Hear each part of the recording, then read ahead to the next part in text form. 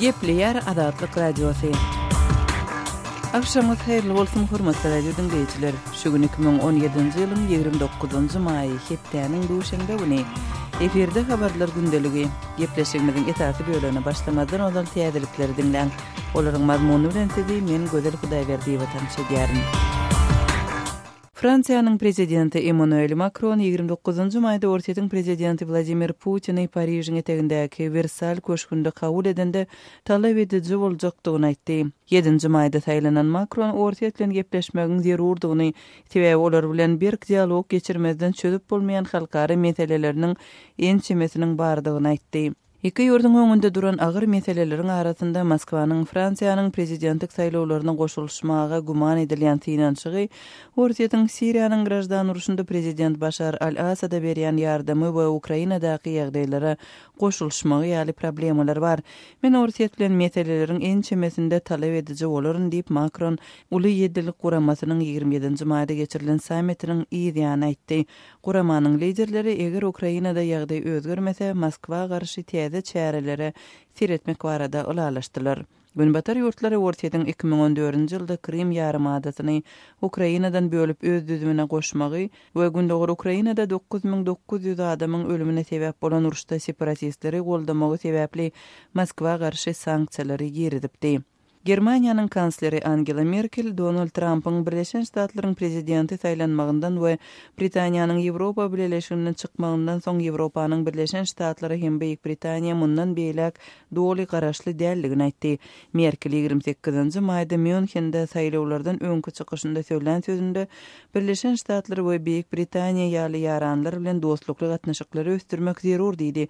Emma olara mundan beýlek doly bil baglap bilmejegini we Ýewropalylaryň öz ykbalyny öz eline almalydygyny aýtdy. Birleşen Ştatlaryň prezidenti Donald Trump Ýewropaýdan saparyndan öz ýurduna dolanyp barmagynyň ýa-da Germaniýanyň kanslerinden tapawutly garaýşlary öňe sürdi. Men ýa-ni Ýewropadan dolanyp geldim. Bu sapar Amerika üçin beýik üstünlük boldy. Agyr iş emma uly netije diýip Trump 28-nji maýda Twitter ulgamynda ýazdy. Donald Trump 26-njy maýda Ýewropa Birleşiginiň liderleri bilen Brüsselde geçiren duruşunda Germaniýanyň NATO-nyň harby çykdyjylaryny berza etmezligi üçin tanqid etdi. Şeýle dol habar berilişine görä Germaniýanyň awtologlarynyň eksportyndan şikaýet edipdir. Kırgızstanyň prezidenti Almazbek Atambayew 15 oktýabrda prezidentlik saýlawlarynyň geçirilejekdigini aýtdy.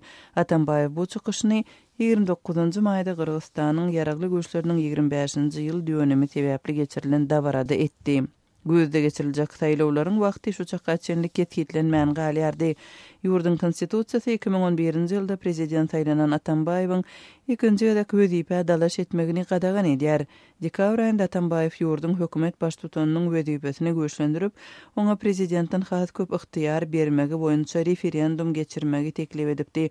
Ýurdun opozisiýon siýasatçylary referendumyň Atambayewiň prezidentlik möhletiniň tamamlanmagyndan soň onuň häkimet başynda galmak boýunça edýän tinançygy bolmagyny çak etdiler. Atambayew premier ministr bolmak niýetiniň ýokdugyny aýtdy, emma özüniň siýasatda galjagyny ma'lum etdi. Avstraliýa Talibany we beýleki söwüşüji toporlara garşy görüşmek üçin owan ýetgirlerini türgünleşdirmek maksatly Awganistandaky harbiýleriniň sanyny 30 adam artdyrýanlygyny aýdýar. Goralmak ministri Marisa Payne'ň 29-njy maýda Senatyň maslahatynda aýtmagyna görä, harby geňeşçileriň sanynyň artdyrylmagyny NATO haýyş edipdir we bu ädim Birleşen Ştatlar tarapyndan goldanypdyr. Terrorizme garşy global görüşde Awganistanyň merkezi roly hasaba alynanda Awstraliýanyň aýgytly ýardam missiýasyna goşundy hem yerlikli hem de maksada laýykdyr diýip Awstraliýanyň goralmak ministri aýtdy. Bu çäräniň netijesinde Awstraliýanyň Awganistandaky harbiýleriniň sany 300 adamdan aşar. Olaryň eklisi söwüşi degişli däl wezipesini ýerine ýetirýär. NATO-nyň ýolbaşçylygyndaky koalisiýa girýän 39 döwletiň harbiýleriniň umumy sany 13,5 müň adama ýetýär. Olaryň öňünde Awgan güýçlerini türgünleşdirmek, olara maslahat bermek we goldamak wezipeleri goýulýar. Birleşen Ştatlar häzirki wagtda 8400-den ibarat öz harbiýleriniň sanyny ýene 3000 adama çenli artdyrmagy göz öňünde tutýar. Awstraliýanyň goşuny 2001-nji ýylda Birleşen Ştatlaryň ýolbaşçylygyndaky halkara goşunlary ýurda salynaly bäri Awganistanda galýarlar. Hormatly radio dinleýijiler, siz günüň käbir täzelikleri bilen tanyş bolduňuz.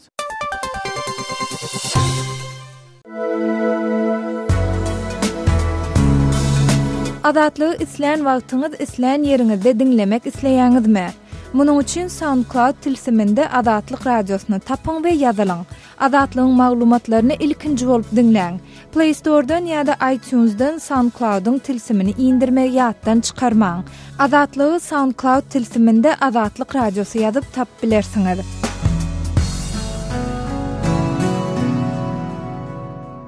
Gepleýär Adatlyk radiosy. Siz habarlar gündeligimizi dinleýärsiňiz. Türkmenistanda öňkü türkmen türk mekteplerinde okan we okudan adamlaryň şeýlede Türkiýanyň ýokary hujaýlarynda okanlaryň tutsak edilmegi dowam etdirilýär. Adatlyk radiosynyň çeşmeleriniň maglumatlaryna görä, soňky aýlarda Türkmenistanyň Diňe Liwap ýylaýatynda Türk diňçisi Fethullah Gülen bilen bagly gülençiler hereketi diýilýän topara gatnaşykda aýplanyp adyndan 50 çemet adam tutsak edilipdir. Adatlyk radiosynyň Türkmenistanyň kanun goýryjy daralaryndaky çeşmesiniň söýlerine görä, Liwap ýylaýatynyň Atamrad ýetrawynyň Astana Baba owasynda 23 aprelde gije saat 10 töwereginde uly reýt geçirilipdir. Gije saat 10-da ikinji ýöritleşdirilen mektebiň mugallimleriniň umumy ýaşaýyş jaýyna döküldüler. Bu Astana Baba owasyndaky öňkü türk mektebidi polisiýanyň we milli howpsuzlyk edaralarynyň işgärlerini, owa geňeşiniň başlygyny hem yerli polisiýa bölüminiň işgärini, şeýlede mektep müdirini öz için alýan jemi 40 adamdan ibaret topar bina kursäp girdi we barda şol sanda kitapları, telefonları, planşetleri, kompýuter disklerini, hatta namazlyklary ýygnap başladylar. Şol gün 7 sany mugallim we olaryň 3 sany mehmany ekdildi. Üstesine mugallimleriň maşgalak zalaryna alyp gitdiler. Günüň ertesi ýene dolanyp geldiler we ýene mektepden 2 adamy şeýlede Atamrad şäheriniň bilim merkeziniň 4 işgärini alyp gitdiler diýip Adatlyk radiosynyň çeşmesi tutsak edilenleriň ählisiniň türk liseýleriniň öňkü mugallimleri hem öňkü okuwçylary dygyny aýdyp sözüniň üstüne goşdy. Şeýle ol tutsak edilenleriň maşgala agdalarynyň soňra boşadylandygyny habar berdi. Bu maglumaty geçen şenbe güni Adatlyk radiosynyň Türkmenistanyň häkimet strukturalaryna ýakyn çeşmesi hem tasdiklady.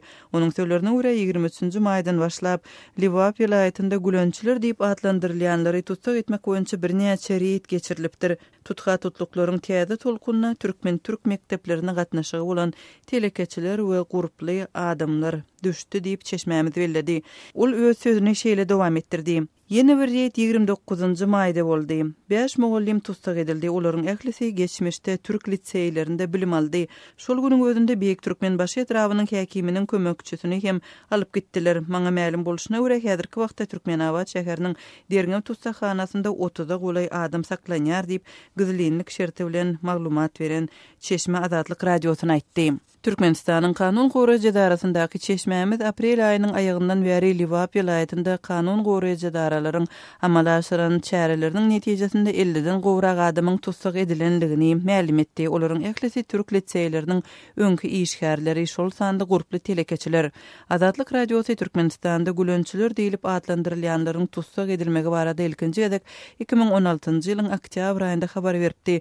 Birinji tolkun Aşgabatda we tutuş ýurt boýunça belli telekeçilere degişli boldy. Şonda Adatlyk radiosynyň çeşmeleri 150-den gowrak adamyň tutsak edilenligini habar berdi. Derňewleriň netijesinde olaryň köpüsi boşadylypdy. Emma onlarça adam uzak möhletli türme tutsaklygyna hökm edildi. Aprel aýynyň başynda Adatlyk radiosyna kanun goýryjy daralardaky çeşmelerden suwdyň ýapyk diňlençiginiň netijesinde çykarylan kararyň nusgasy goşdy. 18 adamdan ibaret toparyň düzüminde ada agdalýan ady belli Aşgabatly telekeçiler market dükanynyň öňkü eýesi Döwlet Ataýew we Merdem hem Alp et restoranlarynyň eýesi Resul Atageldiýew 25 ýyllyk türme tutsaklygyna hökm edildi. Agdalan tutsaklaryň ählisiniň geçmişde türk bilim edaralaryna gatnaşygy bardy. Türkmenistanda türk liseýleri 2011-nji ýylda ýapylyp başlandy. Türkmen häkimetläriniň bu çäresiniň mektepleri maliýeleşdirýänligi aýdylýan türk diňçisi Fethullah Gülen bilen bagly hizmet hereketiniň dini syýasy täsiri bilen bagly bolanlygy çak edilýär. 2016-njy ýylyň iýul aýynda Türkiýede başa barmadyk harby agdarlyşyk tinançygynyň ýa-ni Aşgabatda 1994-nji ýyldan bäri işleýän Türkmen Türk Universiteti hem ýapyldy. Türkiýanyň häkimetleri Fethullah Gülen'i harby agdarlyşyk tinançygyny guramalaşdyrmakda aýplaýarlar. Adatlyk radiosynyň Türkmenistanda tutsak edilenleriň işi boýunça türkmen häkimetlerinden resmi kommentari almak boýunça synançyklary netije bermedi. Ema ýurdun häkimet strukturalaryndaky çeşmelerimiz ykdysady kynçylyklary başdan geçirýän Türkmenistanyň ýol başçylarynyň türkmen türk okuw jaýlary bilen bagly türkmenistanlylary ýydarlamak arkaly Türkiýanyň prezidenti Recep Tayyip Erdoğanyň göwnüni tapmak isleýänligini aýdýarlar. Gepleýär Azatlyk radiosu. Habarlar ünneligi gepleşigimizi Azatlyk radiosynyň Türkiýedäki habarçysy Mendöwlet Baýhan dowam etdirýän. Gülençi düýü güman edilýän firmanyň Türkmenistanyň şäherlikleri gözlenýär. Türkiýanyň Eskişäher welaýatynyň Anadolu Respublikan sülçülügi tarapyndan bir guruluşyk firmanyň amala aşyran işlerine kärenneçilerinden himmet diýip atlandyrylýan haýyr sowap paýyny kesip, ony gülençilere berenligi güman edilýän firmanyň eýerlerine garşy geçirilen derňew agtarış işine 4 adam göz astyna alındy. Firmanyň Türkmenistanyň şäherlikleri bolsa gözlenýär. Anadolu Respublikan Baştülçülüğünün Metbuat Bürosundan berilen beyannama göre, Guramaçılıklı ve Maliye Cenayetler Bölümü Kayhan Yapı, Sanayi ve Ticaret Limited Şirketi adlı firmanın eýelerinin Gülençi topara agdadığı. Şolur wagtyň özünde de ol topara pul kömegini edenning arasynda maglumata göre derňew işini geçirýär. Derňewde şol firmanyň alyp baran guruluşyk işlerine kärenneçileriň töleglerinden himmet diýip atlandyrylýan haýyr sahawat paýyny kesip, ony Fethullah Gülen toporuna berenning arasynda yerlikli maglumatlar bilen delilnamalaryň tapylandygy aýan edilýär. Beyannamada firmanyň şäherliklerinden daşary ýurda giden Türkmenistanyň raýaty bolan 2 türkmen biznesmen bilen Türkiýanyň raýaty MEKW AP daglarynyň gözlenýändigi ma'lum edilýär. Sülçülüň Metbuat Merkezining beýannamasynda güman edilýänleriň Türkiýedäki salgylary bilen firma merkezine nowatçy ceza kadyetinden alınan derňew we konfiskasiýa ýygyarnamasy bilen gözlew agtaryş hem barlyk işleriniň geçirilenligi, ähli delilnamalaryň ýygnalandygy. Şol wagtyň özünde de firmanyň müdiri TB, hasapçy müdiri NB bilen firmanyň işgärleri JŞ we YÖ daglaryň göz astynda alınanlygy habar berilýär. Ähli synançyklara garamazdan Türkmenistan 2 biznesmen hakkında haýsam bolsa bir kommentariýa ýa-da jikmejik maglumat almak Azatlyk radiosyna başartmaýar. Ýatlap geçdik, Türk Metbuatyna çykýan habarlarda gülençi düýü öýdülüp tutsak edilýänleriň arasynda häli şinni Türkmenistan raýatlary hem duş gelýändigine aýratyn üns çekilýär. Aprel aýynda Kütahya şäherinde gurulan bir operasiýada Türkiýede gülençileriň özara gizli nara gatnaşy üçin ulanýan Baýlok adly gizli habar alyş ulgumyny ulananlygy keskitlenen Dumlupınar Üniversitetinde okuyan Türkmenistanyň raýaty SB adly bir türkmen studenti hem göz astyna alınıpdy. Dekabr aýynda geçirilen bir operasiýada bolsa, gülençileriň üniversitetde studentleriň arasynda agitasiýa işlerini alyp barýan tagallatçysy bolmakda aýplanýan bir türkmenistanly talip tutsak edilipdi. Şol sanda Türkmenistanda hem gülençi düýü güman edilýän biznesmenler tutsak edilipdi. Gepleýär Azatlyk radiosu. Gadyrly dinleýijiler, Azatlyk radiosu türkmen raýatlarynyň haýyşlary esasynda olaryň prezidenti öz problemleri baradaky arazylaryny eşitdirip bilmeklerine mümkinçilik töretmek maksady bilen hormatly arkadagy atly ýürüýte rubrika başlaýar. Bu rubrikasyny siz öz kynçylyklaryňyzy beýan edip, olary efir arkaly eşitdirip, şeýle de Azatlygyň web saýtyna, sosial ulanlardaky sahypalaryna çap etdirip bilersiňiz. Siz öz hatlaryňyzy Azatlyga hat üstü bilen, telefon arkaly biziň ýerli habarçylarymyzyň üstü bilen ýetirip bilersiňiz.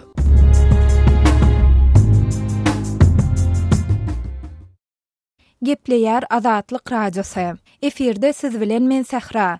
Habarlar günneligi gepleşigimizi dinleýijilerimizin hatlaryna esaslanan ýürüýte proýektimiziň çägindäki maglumatymyz bilen dowam etdirýäs. Hormatly arkada atly rubrikamyza gelen nowatdaky hatda Türkmenistanly raýat türkmen migrantlarynyň pasport kynçylygynyň ýeňledilmegini soraýar.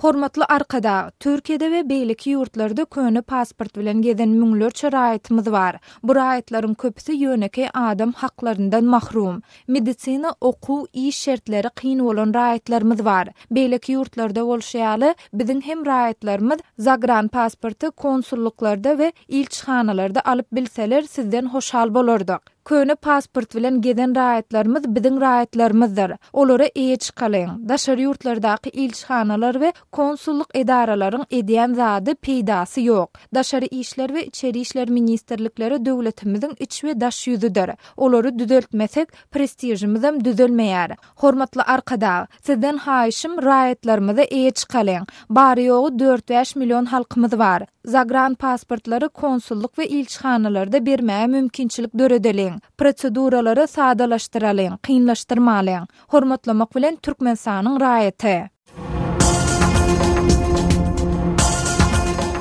Öz sebitiňizde bolýan wakalar barada adatlyga maglumat bermek isleseňiz, biziň Facebook hasabymyza ýazyň. Bizi gözlegi bölümine Azatlyk Radiosu ýazyp tap bilersiňiz. Siz suratlaryňyzy we videolaryňyzy hem ýollap bilersiňiz. Azatlyk siziň şahsiýetiniňizi gizlinlikde saklar. Siz bolan wakalar barada maglumat beriň, biz hem habar bereriz.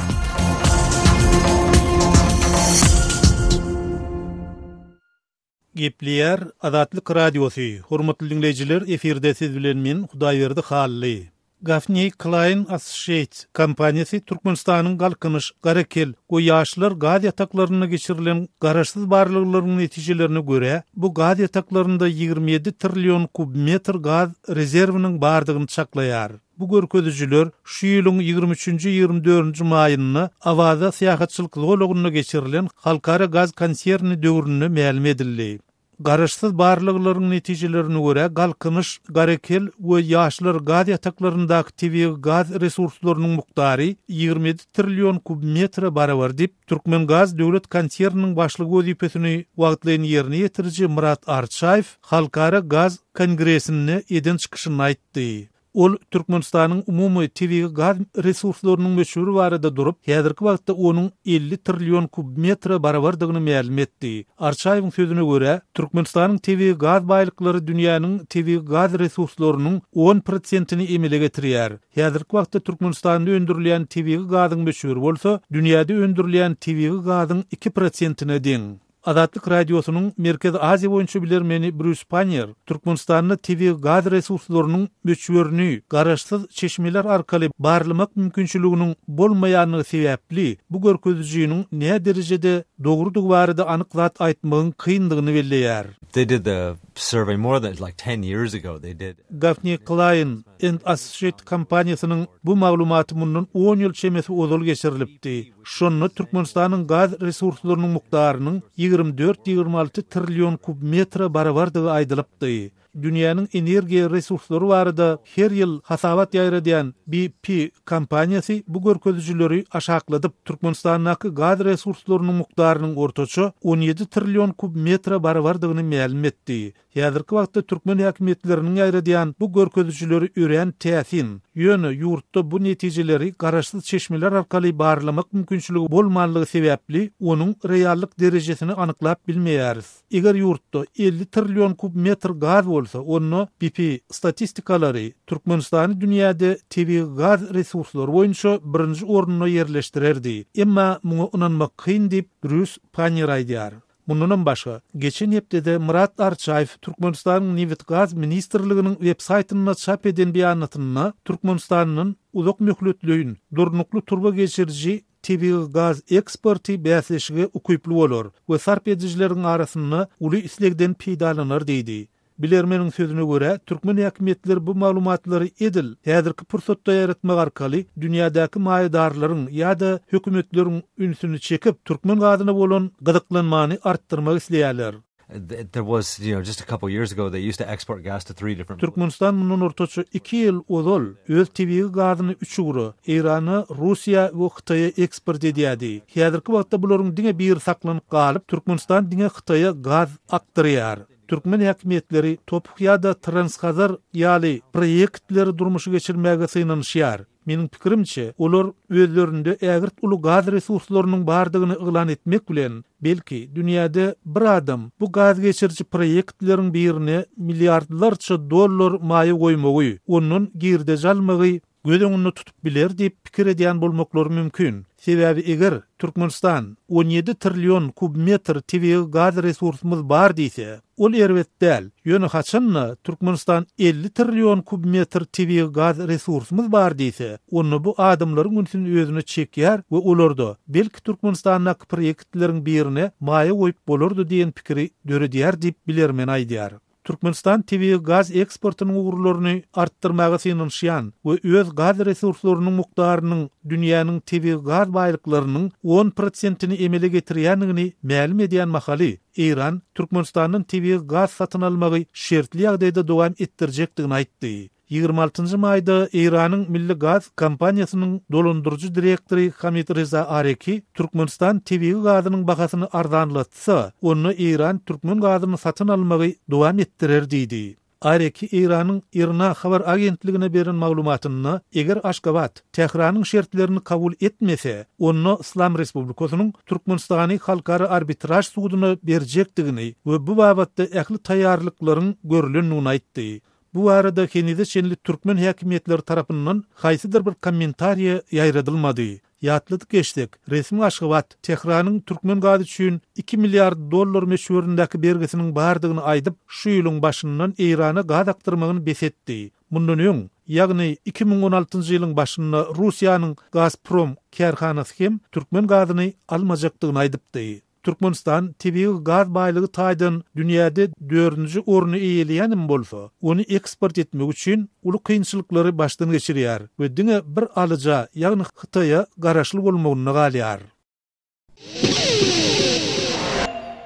Gepleýär Azatlyk radiosu. Habarlar günnälik gepleşigimizi dowam etdirýäs. Türkmenistanyň mekteplerinde we ýokary kujaýlarynda okuwlaryň tamamlanmagy bilen Tomus aýlarynda müňlerçe ýaş oglan gyzyň okuw we işe ýerleşmäge synanşandygy aýdylýar. Azatlyk radiosynyň habarçysy Sultana Çylywa ýurtda ýaşlaryň okuw we işe ýerleşmek mümkinçilikleri barada adynyň efirde agzalmadylygyny soran Türkmenistanyň denan bilen söhbetdeş boldy. Şu o yaşları isklen adam okuyor Resulü'ne. Ani güç yetip ne medyalı okudu tədədən biz ovada okuwa gidýärler. Gidýänken gyýza da we oglany da gidýärler okuwa. Onuň ýerleşeni öz mektebimize ýerleşen mektebe değişli bolsa, ýene şäherde bolsa şähere gidýärler, bar mümkinçiligin berýär şoňa işleýärler. Şoň üçin huwatlary mastyýat olun, iş tapyp bilseler gidjekler. İş tapylsa okuwada gidýärler, gidjekler, işe de gidjekler. Mümkinçilikler ese. Aslında saatlik mümkinçilikler de iş mümkinçiliğine ayılı. O yerinde. İş mümkinçiliğine şu öýde oturup hal okumasalar, bir meydana gitmeseler başga olakan iş yok bize. Hiç iyi. Mesela ona misal üçün bir kerhanada açılayanda o yerinde şoňa işlejek hüwetli adam ken. Adamlar bak kerhana açılsa bir işleme iş açılsa işlejekken. Misal üçün näme açyp boljak? Ýöňe işläp bejerýän kerhana my, ýa hal dokyan fabrik my, näme gurulanda işle halka kömek boljak? Şu barada siziň pikiriňiz. Ba, ýöň özümizden döräp durýanlar. Onu şu zatlar işlemek için idare bolsa işlemeni boljak. Hawa özümizden dörecek ýöň kerhanasy bolsa dörecek boljak. Hem hal üçin hal şeýh olup neme bolsa biz şu ýöňümiz özümizden öňtür. Şolar işledip döredilse, şoňa mümkinçilik döredilse boljak. Kerhana açılsa boljak. İşlemäge de şoňa adam ken işlemeni ýetmeýänken açyldy. Şolara gerek. Azatlygy line ulgamynda Osmok 420 773 797 383 telefon belgisi arkaly tapyp bilersiňiz. Biziň bilen habarlaşyp maglumatlary, suratlary we videolary ugradyň. Şahsiýetiniz dogry gizlilikde saklanır. Osmok 420 773 797 383.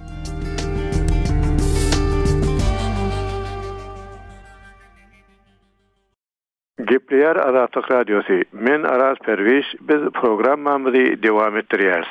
Fransiýanyň prezidenti Emmanuel Macron 29 maýda Orsiýanyň prezidenti Vladimir Putini Paryжyň etegindäki Versal köşkünde kabul edende talep edici boljakdygyny aýtdy.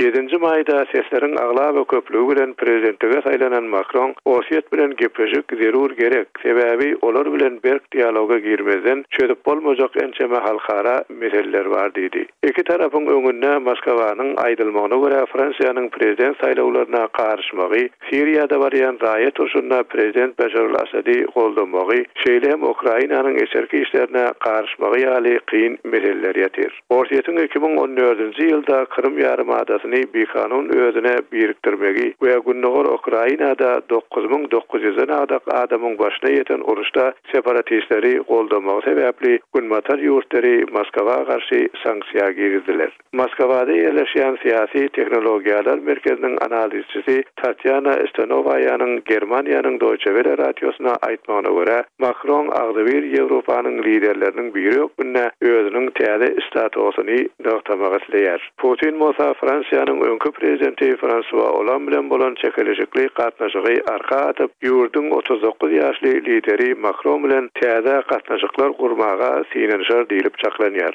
64 ýaşly Putin oktýabrda Fransiýa etjek safaryny Hollande ony diňe Siriýa barada gurlaşmak üçin görmek isleýändigini aýdandan soňra ýatyrypdy. Putiniň muştagy Marine Le Pen'iň karşysyna alınıp bolan saýlaw kampaniýasyna Macronyň topary Orsiýetiň internet üstü bilen hüjüm edip ýalňyş maglumatlary ýaýratmaga sinenşendigini aýtdylar. Le Pen'iň karşysyna başa-baş ýarışdan bir näçe gün öňem Macronyň tarapdarlary Orsiýetiň harby aňto gullugyna ýakyn bir toparyň ogurlanan e-mailleri internetde yerleştirendigini aýtdy. Moskwa bu aýplamalary reddetýär. Bu aralykda tanymal halkara hukuk guramasy Macrony Putiniň ýanyna adam hukuklary meselesini gozgamaga çağırdy. Tanqidçiler Putini başgaça pikirlenýänleri basyp ýatyrmakda we häkimiýetleriň eden etdiligini görmelige salmakda aýplaýarlar. Human Rights Watch guramasynyň Fransiýadaky direktori Benedikt Journal 29-njy maýda Fransiýanyň liderine özüniň Orsiýaranyna azatlyk we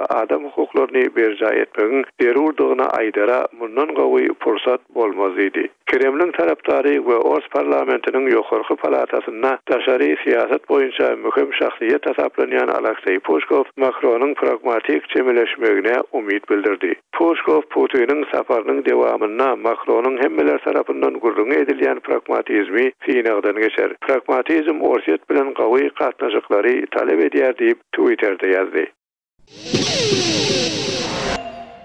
Gepler Azatlyk Radiosu. Eferde habarlar gündəligi programmamız. Men Şaýmyrdan Ulumrady Kabuldan siz bilen. Demirgazyk Awganystanda howpsuzlyk şertleri gitdigiçe dartgyllaşýar. Jeňçiler umumy şaýollarda we hemsalýar.